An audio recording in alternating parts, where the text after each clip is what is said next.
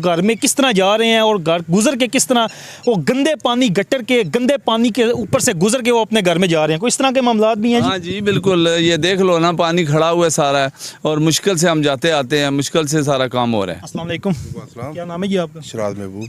हाँ, सब बताइएगा कि ये जो मसाइल चल रहे हैं दरख्वास्तों पे तो अमल नहीं होगा, अगर डिप्टी कमिश्नर ने या कोई इसके अलावा इस पे एक्शन नहीं होगा तो अहले इलाका क्या करेंगे आप? सर क्या कर सकते हैं, हमारी तो अपील ही है, जल्द से जल्द हमारे पानी का जो या है अपील है या डिप्टी कमिश्नर दफ्तर के सामने एहतजाज आपको रिकॉर्ड करवाना चाहिए? बिल्कुल बिल्कुल करेंगे हम। इस गांव में कितने बंदे वैसे रिहाइश पजीर हैं? तकरीबन